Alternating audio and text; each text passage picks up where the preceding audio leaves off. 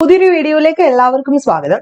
ഇന്നത്തെ വീഡിയോയിൽ നമ്മൾ ഡിസ്കസ് ചെയ്യാൻ പോകുന്നത് ഡിഗ്രി ലെവൽ ആയിക്കോട്ടെ, +2 ലെവൽ ആയിക്കോട്ടെ, 10th ലെവൽ ആയിക്കോട്ടെ, എല്ലാ ക്വസ്റ്റ്യൻ പേപ്പറിലും കാണുന്ന ഒരു ചോദ്യമാണ് എർത്തിന്റെ സ്ട്രക്ചർ അഥവാ എർത്തുമായിട്ട് ബന്ധപ്പെട്ട ഒരു ചോദ്യം. ഇതുമായിട്ട് ബന്ധപ്പെട്ട SCERTയുടെ ഏറ്റവും പുതിയ 10ാം ക്ലാസ്സിലെ പാഠപുസ്തകത്തിലെ 6ാമത്തെ പാഠം മാറുന്ന ഭൂമി, ഈ ഒരു ചാപ്റ്റർ ആണ് നമ്മൾ ഇന്ന് ഡിസ്കസ് ചെയ്യുന്നത്.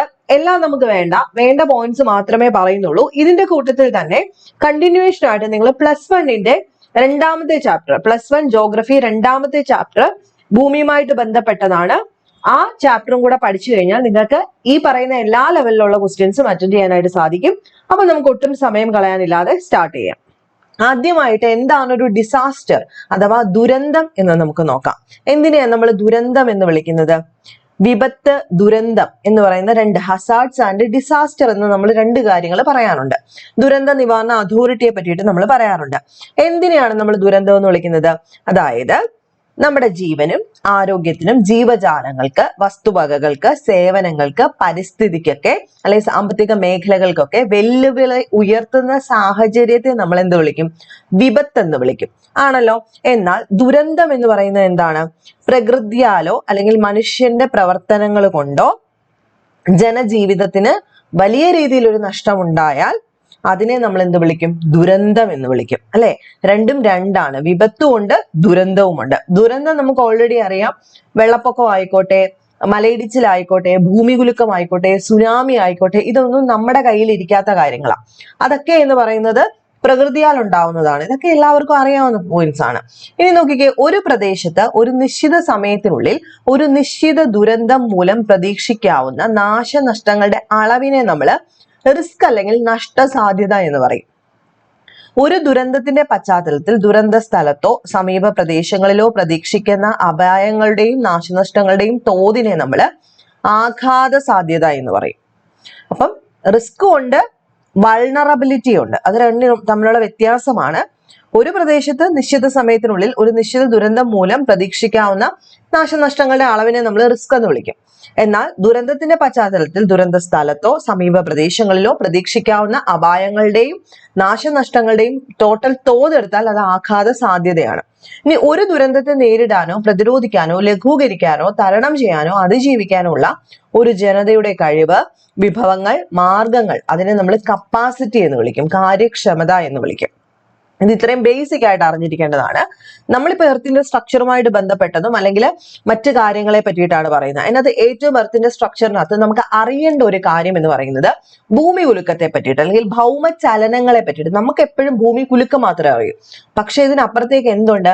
ഭൗമചലനങ്ങളുണ്ട്. അതിൽ നിന്നും PS ചോദിക്കാൻ സാധ്യതയുണ്ട്.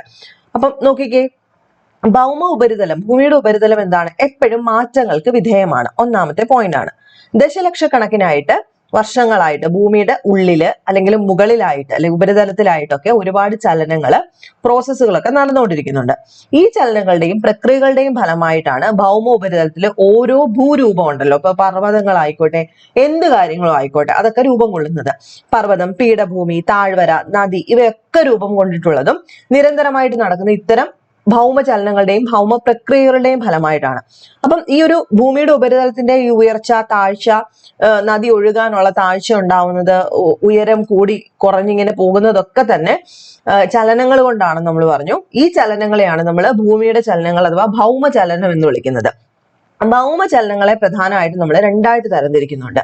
ഒന്ന് അന്തർജന്യം, അതായത് എന്തായിരിക്കും? ഭൂമിയുടെ ഉള്ളിൽ ഉണ്ടാകുന്ന വ്യത്യസ്ത തീവ്രതയിൽ ഉണ്ടാകുന്ന പ്രോസസ്സ്.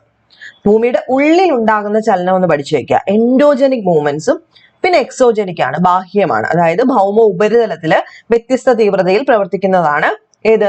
ബാഹ്യജന്യ ചലനം. അപ്പൊ ഭൂമിയുടെ ഉള്ളിൽ ഉണ്ടാവുന്നതുകൊണ്ട് ഭൂമിയുടെ പുറത്തുണ്ടാവുന്ന ഭൗമചലനങ്ങളും ഉണ്ട്. ഈ ഭൂമിയുടെ ഉള്ളിൽ ഉണ്ടാവുക എന്ന് പറയുമ്പോൾ അവിടെ എന്താണ്? ഭൂമിക്കുള്ളില് ഭയങ്കരമായിട്ടുള്ള ചൂട്, ഭൂമിയുടെ ഭ്രമണം കൊണ്ടുണ്ടാവുന്നത്, അല്ലെങ്കിൽ ഭൗമ താപ വ്യതിയാനം കൊണ്ട്, സംവഹന പ്രോസസ്സ് കൊണ്ടിട്ടൊക്കെ ഭൂമിയുടെ ഉള്ളിൽ ഉണ്ടാവുന്ന ചലനങ്ങളാണ് അന്തർജന്യ ചലനം. ഇനി ബാഹ്യജന്യ ചലനം എന്ന് പറയുമ്പോൾ എന്തായിരിക്കും? ഭൂപ്രദേശങ്ങളുടെ മുകളിൽ കാണുന്നതൊക്കെയാണ്. അതായത് ഭൂഗുരുത്വാകർഷണം കൊണ്ട്, അല്ലെ ഒരു മുകളിലിരിക്കുന്ന ഒരു വസ്തു മറ്റു വസ്തുവിനെ ഉണ്ടാക്കുന്ന ഒരു പ്രഷർ, അല്ലെങ്കിൽ വെളിയിൽ ഉണ്ടാകുന്ന താപവ്യത്യാസം, ഒഴുകുന്ന ജലം, ഹിമാനി, കാറ്റ്, ഭൂഗർഭജലം, തിരമാല, പ്രവർത്തനങ്ങൾ, വിവിധ വസ്തുക്കളുടെ, ഇതൊക്കെ നമുക്ക് പുറമെ കാണാൻ പറ്റുന്നത് കൊണ്ടുണ്ടാവുന്നതാണ് എക്സോജനിക് മൂവ്മെന്റ്സ് എന്ന് വിളിക്കുന്നത്. അപ്പൊ ഭൗമചലനങ്ങൾ രണ്ട്, അന്തർജന്യ ബാഹ്യജന്യ ചലനം. ഇതിനകത്തൊരു സംശയമില്ലല്ലോ. ഇനിയും 10ാം ക്ലാസ്സിനൊക്കെ ചോദിക്കുന്നതാണ് സംവഹന പ്രവാഹം എന്ന് പറയും, കൺവെക്ഷൻ കറണ്ട് എന്ന് പറയും. അത് നോക്കി വെക്കണം. ഭൂമിയുടെ ഉള്ളിലേക്ക് പോകുന്തോറും നമുക്കറിയാം എന്താണ്, ടെമ്പറേച്ചർ കൂടി കൂടി വരികയാണ്. അപ്പൊ അണുവികിരണ ശേഷിയുള്ള മൂലകങ്ങളുടെ സാന്നിധ്യം ഭൂമിയുടെ മാന്റിലിൽ താപവ്യതിയാനം ഉണ്ടാക്കുന്നു. അല്ലെ, അതൊന്ന് നോട്ട് ചെയ്ത് വെക്കുക. അണുവികിരണ ശേഷിയുള്ള മൂലകങ്ങളുടെ സാന്നിധ്യം എവിടെയുണ്ട്? ഭൂമിയുടെ മാന്റിലിൽ ഉണ്ട്. അത് അവിടെ മാന്റിലിൽ താപവ്യതിയാനം ഉണ്ടാക്കുന്നു. ഈ താപത്തിന്റെ വ്യത്യാസം മൂലം ഭൂമിക്കകത്ത് എന്തുകൊണ്ട്? മാഗ്മ തിളച്ചിട്ട് ഭൂവൽക്കത്തിലേക്ക് ഉയർന്നു വരും. ഭൂവൽക്ക ഭാഗത്തോട് അടുക്കുന്ന മാഗ്മ പിന്നീട് തണുക്കുകയും താഴുകയും ചെയ്യുന്നു. ഈ വീണ്ടും മാഗ്മ ചൂടായി ഭൂവൽക്ക ഭാഗത്തേക്ക് ഉയരുന്നു. മാന്റിലിൽ താപവ്യതിയാനം മൂലം മാഗ്മ ചാക്രികമായി ചലിക്കുന്നു. അതായത് ആദ്യം ഒന്ന് തിളയ്ക്കും, പിന്നെയും തണുക്കും, താഴ്ന്നു പോകും, പിന്നെയും തിളച്ചു പോകും, താഴ്ന്നു പോകും. അങ്ങനെ ഈ ഒരു മാന്റിലെ താപവ്യതിയാനം മൂലം മാഗ്മ ചാക്രികം മീൻസ് എന്താണ്? സൈക്കിൾ പോലെ ചലിക്കുന്ന ആ ഒരു പ്രോസസ്സിനെയാണ് നമ്മൾ എന്ത് വിളിക്കുന്നത്? സംവഹന പ്രവാഹം അഥവാ കൺവെക്ഷൻ കറണ്ട് എന്ന് വിളിക്കുന്നത്. അപ്പൊ മാന്റിലില് അണുവികിരണ മൂലകങ്ങളുടെ സാന്നിധ്യം കൂടുന്നതിനനുസരിച്ചിട്ട് എന്ത് കൂടും? താപം കൂടും. താപം കൂടുമ്പോൾ മാഗ്മ തിളച്ച് മുകളിലോട്ട് പൊങ്ങും. കുറച്ച് കഴിയുമ്പോഴത്തേക്ക് എന്ത് സംഭവിക്കും? അത് തണുത്തു പോകും. ഭൂവൽക്ക ഭാഗത്തോട്ട് വരുമ്പോൾ അവിടെ തണുപ്പുണ്ട്. അപ്പൊ തണുത്തിട്ട് താഴോട്ടിങ്ങി വരും. പിന്നെയും താഴോട്ട് വരുമ്പോൾ മാന്റിലിൽ ചൂടുണ്ട്, ചൂട് കൂടിയിട്ട് പിന്നെയും പൊങ്ങും. മുകളിലോട്ട് ചെല്ലുമ്പോൾ തണുപ്പും താഴോട്ട് വരും. ഇതിനെയാണ് നമ്മൾ സംവഹന പ്രവാഹം എന്ന് വിളിക്കുന്നത്. ഓക്കെ ആണല്ലോ. അപ്പൊ അതും കൂടെ നോട്ട് ചെയ്ത് പഠിക്കുക. അപ്പൊ ഈ ഒരു പോയിന്റ്, സംവഹന പ്രവാഹം മാന്റിലിൽ എന്തുകൊണ്ടാണെന്നാ പറഞ്ഞ താപവ്യതിയാനം എങ്ങനെയാ ഉണ്ടാവുന്നത്? അണുവികിരണ ശേഷിയുള്ള മൂലകങ്ങളുടെ സാന്നിധ്യം മൂലമാണ്. അത് നോട്ട് ചെയ്ത് പഠിക്കുക. നെക്സ്റ്റ് പോയിന്റ് എന്ന് പറയുന്നത് നമ്മള് ഭൂകമ്പം, അഗ്നിപർവ്വത പ്രവർത്തനം, പർവ്വത രൂപീകരണം അല്ലെങ്കിൽ ഭൂഖണ്ഡങ്ങളുടെ രൂപീകരണം, പ്ലേറ്റ്സിന്റെ ചലനം, ഫലക ചലനം എന്നിവയെല്ലാം എന്താണ്? അകത്തുണ്ടാവുന്ന ചലനം കൊണ്ടാണ്, അല്ലെ, അന്തർജന്യ ചലനങ്ങളുടെ ഫലമായിട്ട് സംഭവിക്കുന്നതാണ്. ഈ ഭൂകമ്പമൊക്കെ നമ്മൾ പറയത്തില്ലേ, സുനാമി ഒക്കെ ഉണ്ടാവുന്നത് അകത്ത് ഭൂമികുലുക്കം ഉണ്ടാവുന്നത്, അതായത് ഭൂകമ്പം ഉണ്ടാവുന്നതുകൊണ്ടാണ്, ഭൂമിയുടെ അടിയിൽ. അപ്പൊ ഇതൊക്കെ എന്താണ്? അന്തർജന്യമാണ്. ഇവയെ നമുക്ക് എന്ത് വിളിക്കാം? നമുക്ക് മന്ദചലനം എന്നും വിളിക്കാം, ദ്രുതചലനം. രണ്ട് രീതിയിൽ പറയാം. അതായത് പതുക്കെ ചലിക്കുന്നതും വളരെ വേഗത്തിൽ ചലിക്കുന്നതെന്ന് വേണമെങ്കിൽ ഇതിനെ നമുക്ക് പിന്നെ രണ്ടായിട്ട് ഡിവൈഡ് ചെയ്യാം. ഈ പറഞ്ഞുകൊണ്ട് തന്നെ മന്ദചലനമായ ഡയാസ്ട്രോപിക് മൂവ്മെന്റ് എന്ന് വെച്ച് കഴിഞ്ഞാല് ഈ ഭൂഖണ്ഡങ്ങളുടെ രൂപീകരണം, പർവ്വത രൂപീകരണം. രാവിലെ എണീക്കുമ്പം പുതിയൊരു ഭൂഖണ്ഡം ഉണ്ടാവുമോ? ഇല്ല. പുതിയ പർവ്വതം ഉണ്ടാവുമോ? ഇല്ല. ഇതൊക്കെ എങ്ങനെയാ ഉണ്ടാവുന്നത്? കോടിക്കണക്കിന് വർഷങ്ങൾ കൊണ്ടാണ് ഇങ്ങനെയുള്ള കാര്യങ്ങൾ നടക്കുന്നത്. സോ അതൊക്കെ എന്താണ്? എൻഡോജനിക് മൂവ്മെന്റ്സ് അഥവാ അന്തർജന്യ ചലനങ്ങളിൽ പതുക്കെ നടക്കുന്നതാണ്, മന്ദചലനത്തിൽ നടക്കുന്നതാണ് ഈ ഭൂഖണ്ഡങ്ങളുടെ രൂപീകരണവും പർവ്വത രൂപീകരണവും. ഇനി ദ്രുതമായിട്ടുണ്ടാവുന്ന, പെട്ടെന്നുണ്ടാവുന്നത് എന്താ? അഗ്നിപർവ്വത പ്രവർത്തനം പെട്ടെന്നാ, വോൾക്കാനിസം. ഭൂകമ്പം ഉണ്ടാവുന്നത് പെട്ടെന്നല്ലേ? പറഞ്ഞു വെച്ചിട്ടൊക്കെയാണോ? അല്ല, ഭൂകമ്പം ഉണ്ടാവുന്നതും പെട്ടെന്നാണ്. സോ ദ്രുതചലനമാണ് ഭൂകമ്പം, അഗ്നിപർവ്വത പ്രവർത്തനം. മന്ദചലനമാണ് ഭൂഖണ്ഡ രൂപീകരണ പ്രവർത്തനം, പർവ്വത രൂപീകരണ പ്രവർത്തനം. അതും കൂടെ നോട്ട് ചെയ്ത് പഠിക്കുക. ഇനി നോക്കിക്കേ, ഭൂവൽക്ക ഭാഗങ്ങളെ ചലിപ്പിക്കാനും ഉയർത്തുവാനോ അല്ലെങ്കിൽ ഭൂവൽക്ക ഭാഗങ്ങളെ നിർമ്മിക്കാനോ കഴിയുന്ന അന്തർജന്യ പ്രക്രിയകളെയാണ് നമ്മൾ മന്ദചലനം വിളിക്കുന്നത്. ഇപ്പൊ പറഞ്ഞില്ലേ, ഈ ഉയർത്തുക എന്ന് പറയുമ്പോൾ പർവ്വത രൂപീകരണമാണ്, അല്ലെ? അവിടെ എന്താ സംഭവിക്കുന്നത്? ഒന്നെങ്കിൽ ഉയർത്തും. ഇനി ഭൂഖണ്ഡങ്ങൾ രൂപീകരിക്കണമെങ്കിൽ പ്ലേറ്റ്സ് അങ്ങോട്ടും ഇങ്ങോട്ടും ചലിക്കണം. ഇതൊക്കെ എന്തിനകത്ത് വരും? മന്ദചലനം എന്ന് വിളിക്കും, അല്ലെ? ഇതിനെയൊക്കെയാണ് നമ്മൾ മന്ദചലനം എന്ന് വിളിക്കുന്നത്. ഇനി നോക്കിയ, ഒരു വിശാല ഭൂവൽക്ക ഭാഗം ഉയർന്നു വരുന്നതിന് കാരണമാകുന്ന പ്രക്രിയയാണ് ഭൂഖണ്ഡ രൂപീകരണ പ്രക്രിയ എന്ന് പറയുന്നത്. ഇവ ഭൗമോപരിതലത്തിൽ ചെറിയ തോതിലുള്ള മാറ്റങ്ങൾക്ക് മാത്രമേ കാരണമാവുന്നുള്ളൂ. എന്നാൽ പർവ്വത രൂപീകരണ ചലനങ്ങൾ ഭൂവൽക്കത്തിൽ വലിയ തോതിലുള്ള മാറ്റങ്ങൾക്ക് കാരണമാവുന്നുണ്ട്. പർവ്വതങ്ങളുടെ രൂപീകരണത്തിന് കാരണമാകുന്ന ചലനങ്ങളാണ് പർവ്വത രൂപീകരണ ചലനം എന്ന് വിളിക്കുന്നത്. ഭൂവൽക്ക ഭാഗങ്ങൾ മടങ്ങി ഉയർന്നാണ്, മടക്ക് പർവ്വതം ഇല്ലേ, നമ്മുടെ മടക്ക് പർവ്വതങ്ങൾ ഇങ്ങനെ നിൽക്കുന്നത്, അതെങ്ങനെയാ ഉണ്ടാവുന്നത്? പർവ്വതങ്ങളുടെ രൂപീകരണത്തിന് കാരണമാകുന്ന ചലനങ്ങളെ പർവ്വത രൂപീകരണ ചലനം എന്ന് വിളിക്കുന്നു. ഭൂവൽക്ക ഭാഗങ്ങൾ മടങ്ങിയിട്ട് ഉയർന്നാണ് മടക്ക് പർവ്വതം ഉണ്ടാവുന്നത്. ഓക്കെ, ഇവിടെ നോക്കിക്കേ, ഖണ്ഡപർവ്വതം, ഭ്രംശ താഴ്വര. നമ്മൾ ഈ പറഞ്ഞ കൂട്ട് തന്നെ ഇവിടെ ഖണ്ഡപർവ്വതം ബ്ലോക്ക് പോലെ ഉണ്ട്, അത് കഴിഞ്ഞിട്ട് ഒരു താഴ്വര, പിന്നെയും ബ്ലോക്സ്, പിന്നെയും താഴ്വര.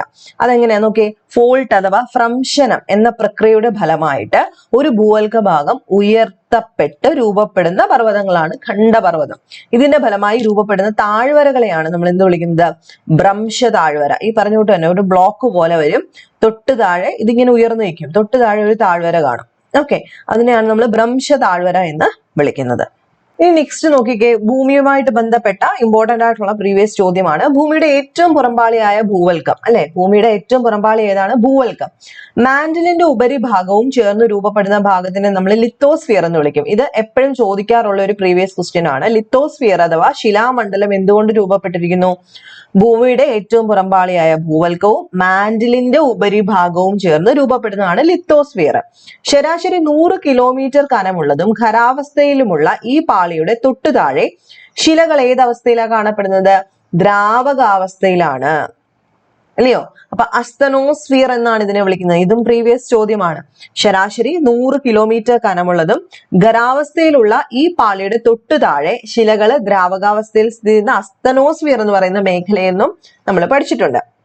ഇവിടെ നിന്നാണ് ശിലാദ്രവം അഥവാ മാഗ്മ ശിലാമണ്ഡലത്തിലെ വിള്ളലുകളിലൂടെയും ദുർബല പ്രദേശങ്ങളിലൂടെയും ഭൂമിയുടെ പ്രതലത്തിലേക്ക് വരുന്നത്.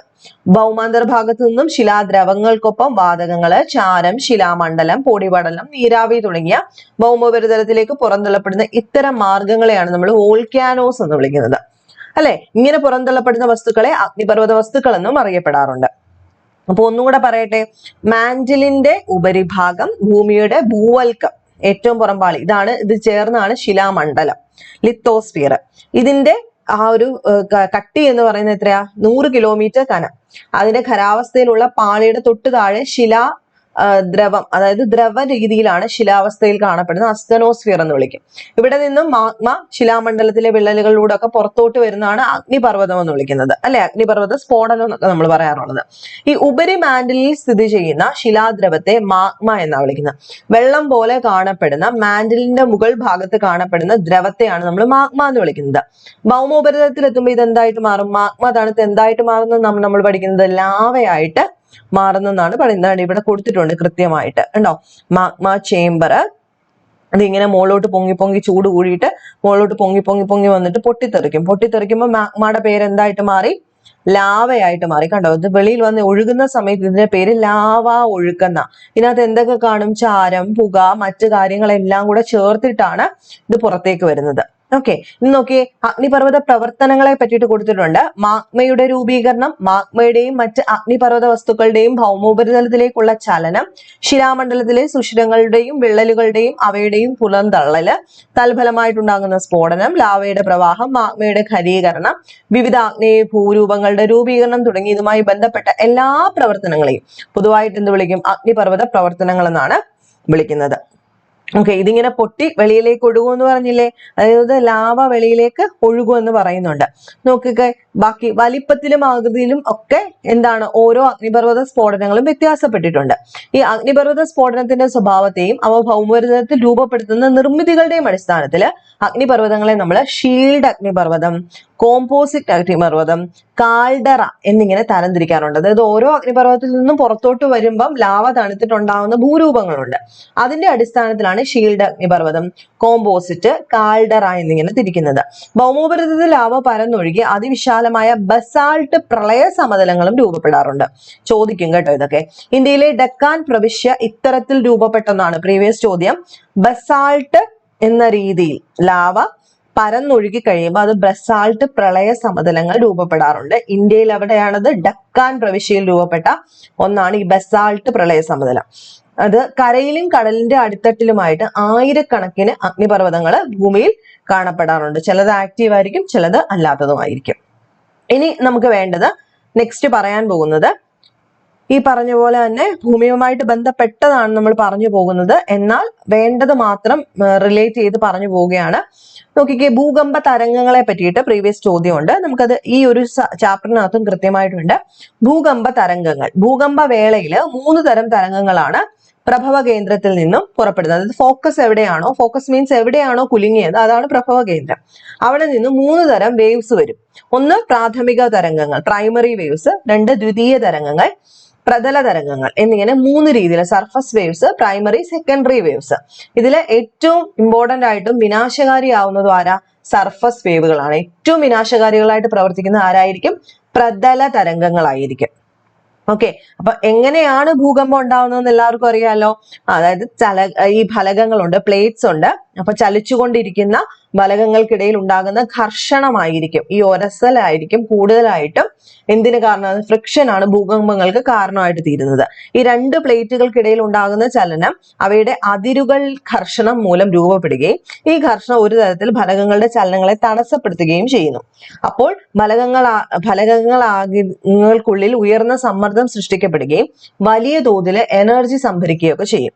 ഫലകങ്ങളുടെ ചലിക്കാനുള്ള സമ്മർദ്ദം ഫലക അതിരുകളിലെ ഘർഷണത്തെ അതിജീവിക്കുമ്പോൾ ഫലക അതിരുകളിൽ പെടുന്നതിനെ ഉണ്ടാകുന്ന ചലനം അഥവാ ഭ്രംശം, ഈ പറഞ്ഞുകൊണ്ട് തന്നെ ഒരു ഉയർച്ച താഴ്ചയില്ലേ, അത് ഉണ്ടാവുകയും പെട്ടെന്ന് ഈ ഒരു സംഭരിച്ചു വെച്ചിരിക്കുന്ന ഈ എനർജി ഉണ്ടല്ലോ, അത് പെട്ടെന്ന് സ്വതന്ത്രമാക്കപ്പെടുന്നു.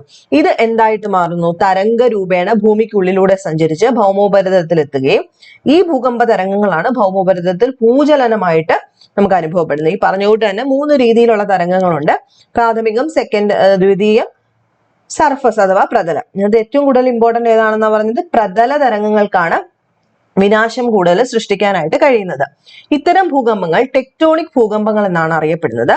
ഭൂവൽക്കത്തിനുള്ളിൽ ഊർജം സ്വതന്ത്രമാക്കപ്പെടുന്ന കേന്ദ്രത്തെ പ്രഭവ കേന്ദ്രം അഥവാ ഫോക്കസ്, എവിടെ നിന്നാണോ ഈ ഒരു ഊർജം സ്റ്റോക്ക് ചെയ്ത് വെളിയിൽ പോകുമ്പോഴാണ് ഭൂകമ്പം ഉണ്ടാകുന്നതെന്ന് പറഞ്ഞില്ലേ, എവിടെയാണോ ഊർജം സ്വതന്ത്രമാക്കപ്പെടുന്നത് അതിനെയാണ് നമ്മൾ എന്ത് വിളിക്കുന്നത്? ഫോക്കസ് പോയിന്റ് അഥവാ പ്രഭവ കേന്ദ്രം എന്ന് വിളിക്കുന്നത്.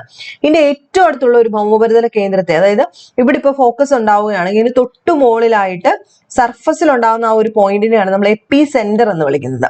ഈ ഫോക്കസിന് നേർമുകളിലുള്ള ഈ ഭൗമോപരിതല കേന്ദ്രത്തിലാണ് ഭൂകമ്പ തരംഗങ്ങൾ ഫസ്റ്റിലെത്തുന്നത്. അപ്പൊ എപ്പി സെന്റർ എന്ന് പറയുന്നത് എവിടെയാ?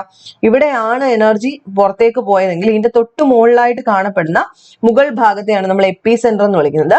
ഭൂകമ്പ തരംഗങ്ങൾ ആദ്യം എത്തുന്നത് എവിടെയായിരിക്കും? എപ്പി സെന്ററിലേക്കായിരിക്കും ആദ്യം എത്തുന്നത്. ഓക്കെ ആണല്ലോ. അപ്പൊ നോക്കിക്കേ, ഫലകങ്ങളുടെ ചലനത്തിലൂടെ മാത്രമാണോ ഭൂകമ്പം ഉണ്ടാവുന്നത്? അല്ല. കുറച്ചു മുമ്പേ നമ്മൾ പറഞ്ഞതുപോലെ തന്നെ അഗ്നിപർവ്വത സ്ഫോടനങ്ങൾ മൂലവും തീവ്ര ഖനന മേഖലകളിൽ ഖനികളുടെ മേൽത്തട്ട് ഇടിഞ്ഞു വീണും വൻ സ്ഫോടനങ്ങൾ മൂലം ഒക്കെ എന്തുണ്ടാവാം? ഈ ഒരു ഭൂകമ്പം അഥവാ എർത്ത്ക്വേക്ക് ഉണ്ടാവാം. ഇനി നോക്കിക്കേ, ഭൂകമ്പങ്ങളുടെ തീവ്രത അളക്കുന്നത് എന്തുപയോഗിച്ചിട്ടാണെന്ന് എല്ലാവർക്കും അറിയാം. സീസ്മോഗ്രാഫ് എന്ന് പറയുന്ന ഉപകരണം ഉപയോഗിച്ചിട്ടാണ് നമ്മൾ ഭൂകമ്പങ്ങളുടെ തീവ്രത, റിക്ടർ സ്കെയിലിലാണെന്ന് നമുക്കറിയാം. നോക്കിക്കേ, തീവ്രത അളക്കാനായിട്ട് 1935 ചാൾസ് എഫ് റിക്ടർ വികസിപ്പിച്ചെടുത്ത മാനകമാണ് റിക്ടർ സ്കെയില്. ഭൂകമ്പ തരംഗങ്ങളെ രേഖപ്പെടുത്തുന്ന ഉപകരണം എന്താ? സീസ്മോഗ്രാഫ്. ഇങ്ങനെ രേഖപ്പെടുത്തിയ തരംഗങ്ങളുടെ ആയാമം അഥവാ ആംപ്ലിറ്റ്യൂഡ് കണക്കാക്കിയിട്ടാണ് മാഗ്നിറ്റ്യൂഡ് അഥവാ തീവ്രത കണക്കാക്കുന്നത്. സാധാരണയായിട്ട് പ്രാദേശിക തലത്തിൽ രേഖപ്പെടുത്തിയ ചെറിയ ഭൂചലനങ്ങളാണ് റിക്ടർ സ്കെയിലിൽ കണക്കാക്കാറുള്ളത്. വലിയ ഭൂചലനം കൂടുതൽ കൃത്യതയാർന്ന മൊമന്റ് മാഗ്നിറ്റ്യൂഡ്, എന്താണ് വലിയ ഭൂകമ്പങ്ങൾ അളക്കുന്നത്? മൊമന്റ് മാഗ്നിറ്റ്യൂഡ് എന്ന മാനകത്തിലാണ് രേഖപ്പെടുത്തുന്നത്. ഭൂകമ്പത്തെ തുടർന്ന് പ്രഭവ കേന്ദ്രത്തിൽ ഭൂകമ്പ തരംഗങ്ങൾ നാനാദിശയിലേക്കും സഞ്ചരിക്കുന്നു. എന്നാൽ പ്രഭവ കേന്ദ്രത്തിൽ നിന്നും ഒരു നിശ്ചിത ദൂരത്തുള്ള ചില പ്രദേശങ്ങളിൽ ഭൂകമ്പ തരംഗങ്ങൾ എത്താറില്ല. ഇത്തരം പ്രദേശങ്ങളെ ഭൂകമ്പത്തിന്റെ എന്തെന്നറിയപ്പെടുന്നു? നിഴല് പ്രദേശം എന്ന് അറിയപ്പെടുന്നു. അപ്പൊ ഏറ്റവും വലിയ ഭൂചലനങ്ങൾ അളക്കുന്നത് മൊമന്റ് മാഗ്നിറ്റ്യൂഡ് എന്ന മാനകത്തിലാണ്. ഭൂകമ്പത്തെ തുടർന്ന് പ്രഭവ കേന്ദ്രത്തിൽ ഭൂകമ്പ തരംഗങ്ങൾ നാനാദിശയിലേക്കും സഞ്ചരിക്കുകയും എന്നാൽ ഈ ഒരു ഫോക്കസിൽ നിന്നും ഒരു നിശ്ചിത ദൂരത്തേക്കുള്ള ചില പ്രദേശങ്ങളിൽ എന്ത് വരാറില്ല? ഭൂകമ്പത്തിന്റെ ഒരു വേവ്സും അങ്ങോട്ട് പോകത്തില്ല. ആ പോവാത്ത പ്രദേശങ്ങളെയാണ് നമ്മൾ എന്ത് വിളിക്കുന്നത്? നിഴല് പ്രദേശം എന്ന് വിളിക്കുന്നത്. ഇനി നെക്സ്റ്റ് നോക്കാം.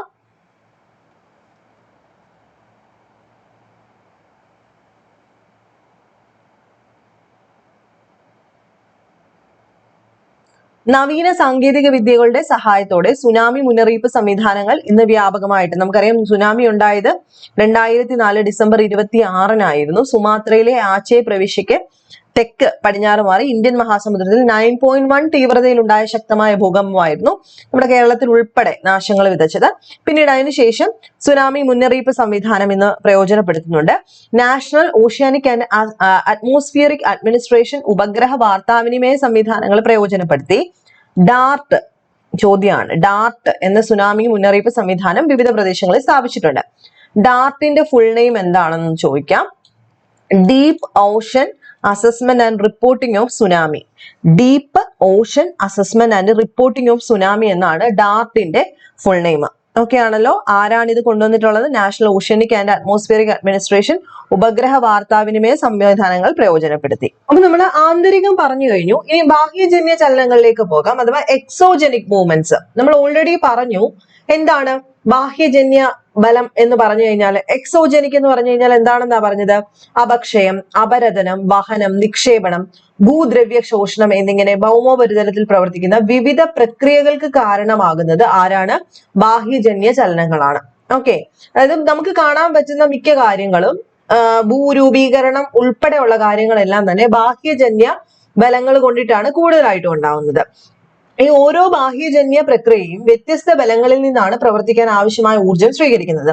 ഇത്തരം ബലങ്ങളെ അവയുടെ പ്രേരക ബലങ്ങൾ എന്നാണ്. അതായത് ഓരോ കാര്യങ്ങൾ, അതായത് ഓരോ ബാഹ്യജന്യ പ്രക്രിയയും ഓരോ ബലങ്ങൾ എടുത്തിട്ടാണ് അവയ്ക്ക് ആവശ്യമുള്ള ഊർജ്ജങ്ങൾ സ്വീകരിക്കുന്നത്. ഇങ്ങനെയുള്ള ഏത് ബലമാണോ നമ്മൾ എടുക്കുന്നത് അതിനെയാണ് പ്രേരക ബലം എന്നറിയപ്പെടുന്നത്. ഈ ബാഹ്യജന്യ ചലനങ്ങളും അവയുടെ തീവ്രതയും ഭൂമിയിലെ കാലാവസ്ഥയുടെ മേഖലകൾക്കനുസരിച്ചിട്ട് ഓരോ തരത്തിലും വ്യത്യാസപ്പെട്ടിട്ടുണ്ട്. നോക്കിക്കേ, ഏതൊക്കെയാണ് ഈ ബാഹ്യജന്യ ചലനം? ഒന്ന് അപക്ഷയം, അപരദനം, വഹനം, നിക്ഷേപണം, ഭൂദ്രവ്യ ശോഷണം. ഇതിനകത്ത് അപക്ഷയം മൂലമാണ് അപക്ഷയം ഉണ്ടാവുന്നത് ഗുരുത്വാകർഷണ ബലം, താപത്തിന്റെ വ്യത്യാസം, തന്മാത്രയുടെ സമ്മർദ്ദം, രാസജൈവ പ്രവർത്തനങ്ങൾ കൊണ്ടൊക്കെയാണ് അപക്ഷയം ഉണ്ടാവുന്നത്. വഹനം, നിക്ഷേപണം, അപരദനം, അതായത് നദി ഒഴുക്കിക്കൊണ്ട് വരുന്നില്ലേ, നിക്ഷേപിക്കുന്ന ഡെൽറ്റ ഫോർമേഷൻ ഒക്കെ ഇതിനകത്ത് വരും. ഒഴുകുന്ന ജലം, ഹിമാനി, കാറ്റ്, തിരമാല എന്നിവയുടെ ഗതികോർജം, ഭൂഗർഭ ജലത്തിന്റെ പ്രവർത്തനം കൊണ്ടൊക്കെയാണ് ഇങ്ങനെയൊക്കെ ഉണ്ടാവുന്നത്. പിന്നെ ഭൂദ്രവ്യങ്ങൾ ശോഷിക്കുന്നത് എന്തുകൊണ്ടായിരിക്കും? പ്രധാനമായിട്ടും ഗുരുത്വാകർഷണ ബലം കൊണ്ടായിരിക്കും. ഓക്കെ, ഇനി എന്താണ് ഈ അപക്ഷയം എന്ന് ചോദിച്ചു കഴിഞ്ഞു കഴിഞ്ഞാൽ നമ്മൾ പറഞ്ഞു ഭൂമിയിൽ പലതരം ശിലകളുണ്ട്. നമുക്ക് റോക്സ് പഠിക്കാൻ തന്നെയുണ്ട്. റോക്സിന് വേണ്ടിയിട്ട് +1 ഒരു ചാപ്റ്റർ തന്നെയുണ്ട്. അപ്പൊ അതുമായിട്ട് ബന്ധപ്പെട്ട അപക്ഷയം എന്തായിരിക്കും? വിവിധ തരം ശിലകളുണ്ട്. അവ കാലാന്തരത്തിൽ പല മാറ്റങ്ങൾ ഉണ്ടായിട്ടാണ് ഉണ്ടായിരിക്കുന്നത് നമുക്കറിയാം. ചില ബാഹ്യജന്യ പ്രക്രിയയുടെ ഫലമായിട്ട് ശിലകൾ ഭൗതികമായിട്ട് പൊട്ടിപ്പൊടിയുകയോ രാസപരമായിട്ട് വിഘടിക്കുകയോ ഒക്കെ ചെയ്യാറുണ്ട്. ഇത്തരത്തിൽ ശിലകൾക്ക് രാസപരമായും ഭൗതികപരമായും മാറ്റങ്ങൾ ഉണ്ടാവുന്നതിനെയാണ് നമ്മൾ എന്ത് വിളിക്കുന്നത്? അപക്ഷയം എന്ന് വിളിക്കുന്നത്. അതായത് ശിലകൾ കാലാന്തരണപ്പെട്ടിട്ട് പല രീതിയിൽ രാസപ്രവർത്തനങ്ങൾ കൊണ്ട് പൊട്ടിപ്പോവോ, മണ്ണായി പോവോ, അല്ലെങ്കിൽ ഭൗതികമായിട്ട് ഫിസിക്കലി ആയിട്ട് പൊട്ടിപ്പോവോ ഒക്കെ ചെയ്യുകയാണെങ്കിൽ ദാറ്റ് ഈസ് കോൾഡ് അപക്ഷയം. ഈ അപക്ഷയം അഥവാ ഈ വെതറിങ്ങിനെ നമ്മൾ 3 രീതിയിൽ തരംതിരിക്കാറുണ്ട്. ഭൗതിക അപക്ഷയം എന്ന് തിരിക്കാറുണ്ട്, രാസിക അപക്ഷയം എന്ന് തിരിക്കാറുണ്ട്, ജൈവിക അപക്ഷയം. അതായത് ഭൗതിക മീൻസ് ഫിസിക്കൽ വെതറിങ് എന്ന് പറഞ്ഞു കഴിഞ്ഞാൽ എന്തായിരിക്കും? ചൂട് കൂടുകയോ കുറയോ ഒക്കെ ചെയ്യുന്നത് കൊണ്ട് കുറെ കാലം കഴിയുമ്പോൾ ഇത് പൊട്ടിപ്പൊളർന്നിട്ട് പോവുകയൊക്കെ ചെയ്യുന്നു. ഒന്നെങ്കിൽ വെള്ളലുകൾ ഉണ്ടാവാം, ഈ പടത്തിൽ കാണിച്ചിരിക്കുന്ന കൊണ്ട് തന്നെ വികസനം ഉണ്ടാവാം, അങ്ങനെ പിളരുകയൊക്കെ ചെയ്തേക്കാം. ഇനി രാസികം എന്ന് പറയുമ്പോൾ എന്തായിരിക്കും? കെമിക്കൽസിന്റെ, അതായത് മൂലകങ്ങളുടെ ഓക്സിജൻ, കാർബൺ ഡൈ ഓക്സൈഡ്, ജലം തുടങ്ങിയവ ശിലകളിലെ ധാതുക്കളുമായിട്ട് രാസപ്രവർത്തനത്തിൽ ഏർപ്പെടുകയും ശിലകൾ രാസപരമായി വിഘടിക്കുകയോ ഒക്കെ കാരണമാകുന്നത് രാസിക അപക്ഷയമാണ്. ജൈവിക അപക്ഷയം എന്ന് വെച്ച് കഴിഞ്ഞാൽ എന്തായിരിക്കും?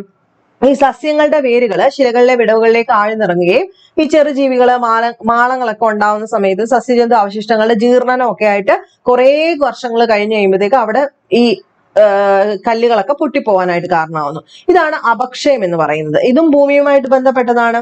ഓക്കെ, ഇനി അപരദനം, വഹനം, നിക്ഷേപണം എന്ന് പറഞ്ഞു കഴിഞ്ഞാൽ എന്തായിരിക്കും? കൂടുതലായിട്ടും അപക്ഷയ പ്രക്രിയകൾ മൂലമോ പല അപക്ഷയ പ്രക്രിയകൾ മൂലമോ മറ്റു പ്രവർത്തനങ്ങൾ കൊണ്ടോ രൂപം കൊണ്ടിട്ടുള്ള ശിലാവശിഷ്ടങ്ങളെ ആര് കൊണ്ടുപോകും? ഒഴുകിപ്പോകുന്ന ജലം, അല്ലെങ്കിൽ ഹിമാനികള്, മഞ്ഞ്, അല്ലെങ്കിൽ കാറ്റ്, തിരമാല എന്നിവ ശക്തിയായിട്ട് ഒരിടത്തു നിന്നും ശേഖരിച്ച് അവിടെ നിന്ന് നീക്കം ചെയ്ത് വേറൊരിടത്ത് കൊണ്ടുവന്ന് നിക്ഷേപിക്കും, അല്ലെ? അങ്ങനെ പലതരത്തിലുള്ള ഭൂരൂപങ്ങൾ അവിടെ ഉണ്ടാവുന്നുണ്ട്. ഇത് നമ്മൾ +1 ടെക്സ്റ്റ് ബുക്കിനകത്ത് എവിടെയാ പഠിക്കുന്നത്?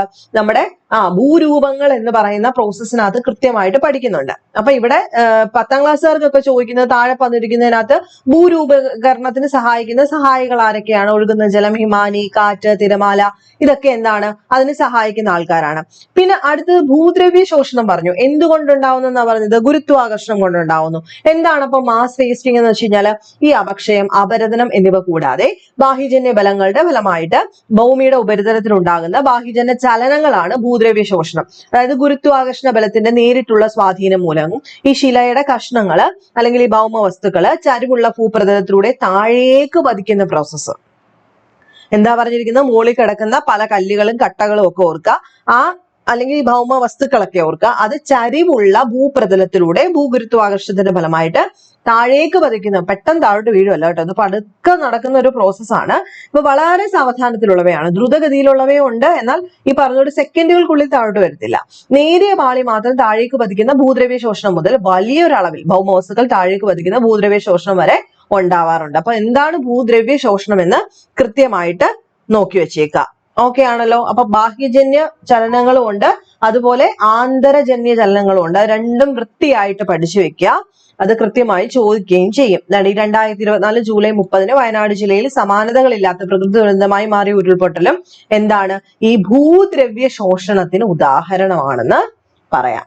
അത് നോട്ട് ചെയ്ത് പഠിക്കുക. കേരളത്തിൽ ഇപ്പൊ ഉരുൾപൊട്ടൽ എന്ന് പറയുന്നത് ഒരുപാട് ഉണ്ടാവുന്നുണ്ട്. അപ്പം ചോദ്യങ്ങൾ അവിടെ നിന്നും വരാം. അപ്പൊ ഈ ഉരുൾപൊട്ടൽ എന്താണെന്ന് ചോദിക്കുവാണെങ്കിൽ എന്തായിരിക്കും? ഉരുൾപൊട്ടൽ എന്ന് പറയുന്നത് ഈ പറഞ്ഞത് കൂട്ട് തന്നെ ഒരു മാസ് വേസ്റ്റിംഗ് ആണ്, ഭൂദ്രവ്യ ശോഷണമാണ്. നോട്ട് ചെയ്ത് പഠിക്കുക. ഉരുൾപൊട്ടൽ എന്താണ്? ഒരു തരം ഭൂദ്രവ്യ ശോഷണമാണ്. ഈ ഗുരുത്വാകർഷണം മൂലം ശിലകളോ മേൽമണ്ണോ മുകളിൽ നിന്നും താഴോട്ട് പതിക്കുന്ന പ്രതിഭാസമാണ് എന്ത്? ഈ ഭൂദ്രവ്യ ശോഷണം. മലയിടിച്ചില്, ശിലാപതനം, മലകളുടെ നിരങ്ങിയിറങ്ങല്, ലാൻഡ് സ്ലൈഡ്, അല്ലെങ്കിൽ ഡെബ്രീസ് ഫ്ലോ എന്നുള്ള രീതിയിൽ, അല്ലെങ്കിൽ ഭൂമിയുടെ ഇടിഞ്ഞു താഴല്, ലാൻഡ് സബ്സിഡൻസ് തുടങ്ങിയവയൊക്കെ തന്നെ എന്താണ്? ഭൂദ്രവ്യ ശോഷണമാണ്. അപ്പൊ ഇനി ക്വസ്റ്റ്യൻ ഭൂദ്രവ്യ ശോഷണത്തെ പറ്റി എഴുതുമല്ലോ. ഭൂഗുരുത്വാകർഷണത്തിന്റെ ഫലമായിട്ട് എന്തുണ്ടാവുന്നു? ഈ ഭൂമിയിലെ പല ശിലാകഷ്ണങ്ങളും ഒരു ചരിവിലേക്ക് ഇടിഞ്ഞു താഴുന്നതിനെയാണ് നമ്മൾ എന്ത് വിളിക്കുന്നത്? ഭൂദ്രവ്യ ശോഷണം. ഈ പറയുന്ന ഉരുൾപൊട്ടല്, അല്ലെങ്കിൽ ഈ പറയുന്ന മലയിടിച്ചില്, ശിലകളുടെ പതനം, റോക്ക് വന്ന് വീഴുക, മലയുടെ നിരങ്ങിയിറങ്ങല്, ലാൻഡ് സ്ലൈഡ്സ് ഒക്കെ ഇതിനകത്ത് വരുമെന്ന് നോക്കി പഠിച്ചെഴുതുക. ഭൂമിയുടെ ഗുരുത്വാകർഷണം മൂലം ചെങ്കുത്തായ മലഞ്ചെരുവിലുള്ള പാറയും മണ്ണും ജലപ്രവാഹത്തോടൊപ്പം താഴേക്ക് പെട്ടെന്ന് പതിക്കുന്ന പ്രതിഭാസമാണ് ഡെബ്രിസ് ഫ്ലോ. ചോദിക്കാം കേട്ടോ. ഡെബ്രി ഫ്ലോ എന്ന് വെച്ച് കഴിഞ്ഞാൽ എന്താണ്? ഈ ചെങ്കുത്തായിട്ടുള്ള മലഞ്ചെരുവ് ഉണ്ടല്ലോ, അതായത് കുത്തനെയുള്ള മലഞ്ചെരുവിലുള്ള പാറയും മണ്ണും വെള്ളത്തോടൊപ്പം താഴേക്ക് പെട്ടെന്ന് പതിക്കുന്നതാണ് ഡെബ്രി ഫ്ലോ എന്ന് പറയുന്നത്. മലയുടെ ഭാഗങ്ങൾ ഗുരുത്വാകർഷണത്താൽ താഴേക്ക് നിരങ്ങിയിറങ്ങുന്ന ഭൂദ്രവ്യ ശോഷണമാണ് മലയുടെ നിരങ്ങിയിറങ്ങൽ എന്ന് പറയുന്നത്. എന്താ ഈ ലാൻഡ് സ്ലൈഡ് എന്ന് വെച്ച് കഴിഞ്ഞാൽ എന്താ? മലയുടെ ഭാഗങ്ങള് ഈ ഗുരുത്വാകർഷണം കൊണ്ട് താഴേക്ക് നിരങ്ങി വരുന്നതാണ് ഈ ഒരു മലയിറങ്ങൽ അല്ലെങ്കിൽ മലയുടെ നിരങ്ങിയിറങ്ങൽ എന്ന് പറയുന്നത്. കേരളത്തിലെ മലയോര പ്രദേശങ്ങളിൽ ശക്തമായ മഴയെ തുടർന്ന് പലപ്പോഴും ഇവ രണ്ടും ഒരുമിച്ചോ അല്ലാതെയോ ഒക്കെ സംഭവിക്കാറുണ്ട്. ഈ പ്രതിഭാസത്തെ നമ്മൾ പൊതുവെ പറയുന്നത് എന്താ? ഉരുളുപൊട്ടൽ. ഇതിപ്പോ പല രീതിയിലാണ് എക്സ്പ്ലെയിൻ ചെയ്യുന്നതെന്ന് മാത്രമേ ഉള്ളൂ. അപ്പൊ ഈ ഒരു പ്രദേശത്ത് ഉരുൾപൊട്ടൽ ഉണ്ടാകാനുള്ള സാധ്യത ഘടകങ്ങൾ എന്ന് പറയുന്നത് ഭൂമിയുടെ ചരിവ് നോക്കും, മണ്ണിന്റെ ആഴം നോക്കും, ഘടന നോക്കും, ഭൂവിനിയോഗം എങ്ങനെയാണ് അവിടെ നടക്കുന്നത്, നീർച്ചാൽ എങ്ങനെയാണ് ഒഴുകുന്നത് എന്നൊക്കെ നോക്കാറുണ്ട്. പിന്നെ എത്രയും പെട്ടെന്ന് ഉണ്ടാവാനുള്ള കാരണങ്ങൾ ഈ പറയുന്നത് തൊട്ട് തന്നെ ലഘു മേഘവിസ്ഫോടനം ഉണ്ടാവാം, പെട്ടെന്നുള്ള ഒരു മഴ, ഭൂചലനം, അതിതീവ്ര മഴ എന്നിവയൊക്കെ ഉരുൾപൊട്ടൽ പെട്ടെന്ന് ഉണ്ടാവാനായിട്ട് കാരണമാകുന്നുണ്ട്. മൺസൂൺ സീസൺ ഉൾപ്പെടെ നടക്കുന്ന അശാസ്ത്രീയമായ പാറ പൊട്ടിക്കല്, അശാസ്ത്രീയ നിർമ്മാണ പ്രവർത്തനങ്ങൾ എന്നിവയും പ്രേരക ഘടകങ്ങൾ ആവാറുണ്ട്. 22 ഡിഗ്രിക്ക് മുകളിൽ ചെരിവുള്ള മലപ്രദേശങ്ങളിലാണ് ഉരുൾപൊട്ടൽ സാധ്യതകൾ കൂടുതലുള്ളത്. എത്രയാണ്? 22 ഡിഗ്രി മുകളിൽ ചെരിവുള്ള മലമ്പ്രദേശങ്ങളിലാണ് ഉരുൾപൊട്ടൽ സാധ്യത കൂടുതലായിട്ട് കാണപ്പെടുന്നത്. ഇന്ത്യയിൽ ഏറ്റവും കൂടുതൽ ഉരുൾപൊട്ടൽ സംഭവിക്കുന്നത് എവിടെയാണ്? പശ്ചിമഘട്ട മേഖലകളിലും ഹിമാലയൻ പർവ്വതനിരകളിലുമാണ്. നോട്ട് ചെയ്ത് പഠിക്കുക. ഇന്ത്യയിൽ ഏറ്റവും കൂടുതൽ ഉരുൾപൊട്ടൽ സംഭവിക്കുന്നത് പശ്ചിമഘട്ട മേഖലകളിലും ഹിമാലയൻ പർവ്വതനിരകളിലുമാണ്. കേരളത്തിന്റെ മലയോരങ്ങളിൽ ചെറുതും വലുതുമായ അനേകം ഉരുൾപൊട്ടലുകൾ, കുഴലീകൃത മണ്ണൊലിപ്പ്, മണ്ണിടിച്ചിൽ എന്നിവ വ്യാപകമായി സംഭവിക്കുന്നു എന്നാണ് ഇപ്പോഴത്തെ ഒരു കണക്കാക്കൽ. എന്താണ് ഈ കുഴലീകൃത മണ്ണൊലിപ്പ്? Soil piping or tunnel erosion എന്ന് പറഞ്ഞു കഴിഞ്ഞാല് പടം കൊടുത്തിട്ടുണ്ട്. ചെങ്കല്ലൊക്കെ നിറഞ്ഞ മലയോര പ്രദേശങ്ങളിൽ അടുത്തിടെ വ്യാപകമായി കാണപ്പെടുന്ന ഒരു പ്രതിഭാസമാണ് ഈ കുഴലീകൃത മണ്ണൊലിപ്പ്. കളിമൺ പാളികൾ നിറഞ്ഞ ഇത്തരം ചെങ്കൽ പ്രദേശങ്ങളിൽ ജലത്തിന്റെ തള്ളിച്ച മൂലം സംസക്തി ബലം അഥവാ കൊഹിഷൻ ഫോഴ്സ് കുറവുള്ള കളിമൺ ഒലിച്ചു പോകുന്ന പ്രതിഭാസമാണ് സോയിൽ പൈപ്പിംഗ് എന്ന് പറയുന്നത്. ജസ്റ്റ് ഒന്ന് മനസ്സിലാക്കി വെച്ചിരുന്നാൽ മതി.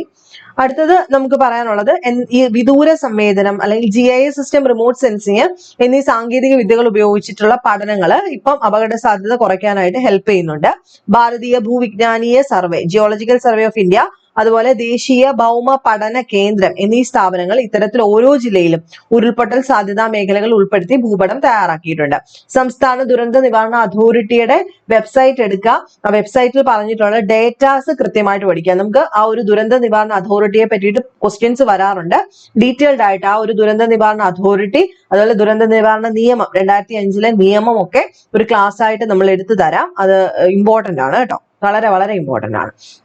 ഇനി നോക്കിക്കേ, കേരളത്തിന്റെ ദുരന്ത നിവാരണ പ്രവർത്തനങ്ങളിൽ അത്യാധുനിക സംവിധാനങ്ങളുടെ സേവനം ഉറപ്പാക്കി സംസ്ഥാനത്ത് നടപ്പിലാക്കിയ ദുരന്ത സാധ്യതാ മുന്നറിയിപ്പ് സംവിധാനത്തെ അറിയപ്പെടുന്ന പേരാണ് കവചം. അപ്പൊ എന്താണ് ഈ കവചം എന്ന് ചോദിച്ചു കഴിഞ്ഞാൽ, കേരളത്തിന്റെ ദുരന്ത നിവാരണ പ്രവർത്തനങ്ങളിൽ അത്യാധുനിക സംവിധാനങ്ങളുടെ സേവനം ഉറപ്പാക്കി സംസ്ഥാനത്ത് നടപ്പിലാക്കിയ ദുരന്ത സാധ്യതാ മുന്നറിയിപ്പ് സംവിധാനമാണ് കവചം. കവചത്തിന്റെ സ്പെല്ലിംഗ് നോക്കിയേ, KAWACHAM എന്നുള്ളതാണ്. Kerala warning crisis and hazards management system എന്നുള്ളതാണ് ഫുൾ നെയിം.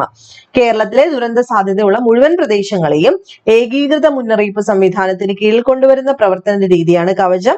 ഇത്തരത്തിൽ ദുരന്ത സാധ്യതാ മുന്നറിയിപ്പ് സംവിധാനം നടപ്പാക്കുന്ന രാജ്യത്തെ ആദ്യ സംസ്ഥാനം കേരളമാണ്.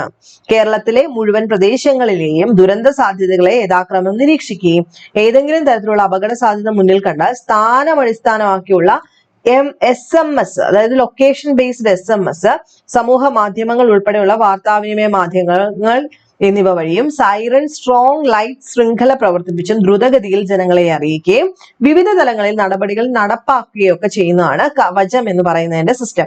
അപ്പൊ ആദ്യമായിട്ട് ഈ കവചം എന്താണെന്ന് ഓർത്തു വെച്ചേക്കണം. ദുരന്ത നിവാരണ അതോറിറ്റിയുമായിട്ട് ബന്ധപ്പെട്ട ദുരന്ത സാധ്യതാ മുന്നറിയിപ്പ് സംവിധാനം കവചം. അതുപോലെ ഈ ദുരന്ത സാധ്യതാ മുന്നറിയിപ്പ് സംവിധാനം നടപ്പാക്കിയ ഇന്ത്യയിലെ ആദ്യത്തെ സംസ്ഥാനം കേരളമാണ്. ഓക്കെ ആണല്ലോ? അത് ചോദിക്കാൻ സാധ്യതയുള്ള ഒരു ചോദ്യമാണ്.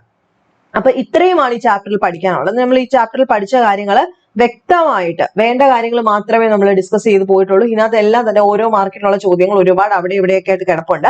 ഞാൻ പറഞ്ഞു, 6ാമത്തെ ചാപ്റ്റർ 10ാം ക്ലാസ്സിലെ വായിച്ചതിന് ശേഷം നിങ്ങൾ +1 ചാപ്റ്ററിലേക്ക് പോവുക. പിന്നെ ഏതൊരു എക്സാമിനും ചോദിക്കേണ്ട ചോദ്യങ്ങൾ ഈ സ്ട്രക്ചർ ഓഫ് എർത്തുമായിട്ട് ബന്ധപ്പെട്ടായിക്കോട്ടെ, റോക്സുമായിട്ട് ബന്ധപ്പെട്ട് വേറെ ചാപ്റ്റർ ഉണ്ട്. ഇപ്പൊ കുറച്ച് നമ്മൾ ഇവിടെ പഠിച്ചു, ഇതെല്ലാം അവിടെ കിടപ്പുണ്ട്. അപ്പൊ നെക്സ്റ്റ് വീഡിയോയിൽ നമുക്ക് അതുമായിട്ട് ബന്ധപ്പെട്ട് വേണ്ട പോയിന്റ്സ് ഡിസ്കസ് ചെയ്യാം. പിന്നെ ഒരു MCQ ഡിസ്കഷനൂടെ ആവാം. നെക്സ്റ്റ് വീഡിയോയിൽ കാണാം.